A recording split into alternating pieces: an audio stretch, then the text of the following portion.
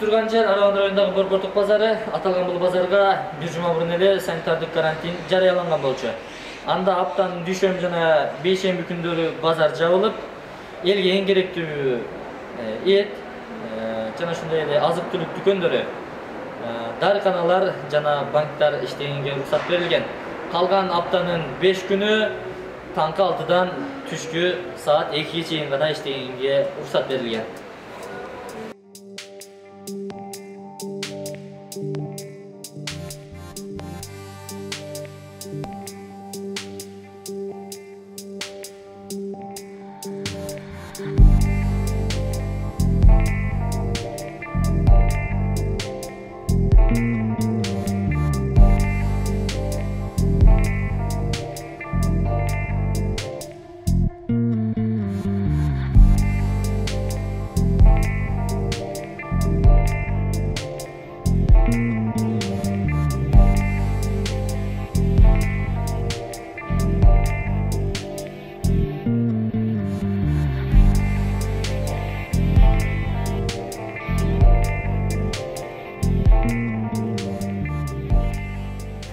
Райондук ушул комиссиянын чечими менен 19 октябрдан 2 ноябрга чейин райондо чектөө киргизилген.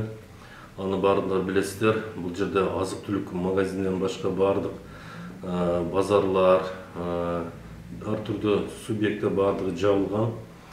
Андан тышкары намаз жумалар дагы токтотулду. 2 жумага ошол эмеге 2 ноябрга чейин. Бирок бүгүнкү күндө көрүлгөн чаралардын негизинде бир топ жылыштар бар. Мына кече бирөө чыкты ковид, бирок бүгүн 8ге түштү. Бирок ошол мезгилде бир күндө 35-53ке чейин чыгып аткан ковид. Эми азыр уже элдин баягы бири менен болгон дистанцияны сакташтын эсебинен көрүлгөн чаралардын негизинде бир топ азайды бүгүнкү күндө ковид менен ооругандарчы. Бирок бүгүнкү күндө деле ситуация совсем жакшы дегенден алыспыз. Бирок бүгүнкү күндө мына бүгүн тоже бир 35-40 адам ковид менен азыр дарыланып жатат. Турда пневмония боюнча бир 60 адам бар. Алар азыр дарыланып атат. Андан тышкары баягы биз даярдаган 175 стационарлар иштеп атат ал жерде. Ал жерге күндүзү келип, эртең менен 8ден кечки 8 чейин алар иштеп атат. Ошол өтө мындай өтө эле оор эмес адамдар келип, дары-дармек лечение алып кетишип атат ал жерде, дарыланып кетишип атат. Эми эл түшүндү түшүнүп өзү көбүрөөк өздөрү аракет кылып атат. Эми совсем токтоп калды деген алыспыз, но кээ бир жерлерде биз угуп атабыз, ар түрдүү мындай иштеп атат дегендерчи, бирок ошого карабастан ички органдар, ички кызматкерлер, ички иштер кызматкерлери, жерлердеги баягы биздин айыл өкмөттүн, жергиликтүү бийликтин кызматкерлери эл менен чогуу түшүндүрүү иштерин жүргүзүп атабыз. Ошонун негизинде эл көбүрөөк өзү түшүнүп, өздөрү уже итат болуп калды да.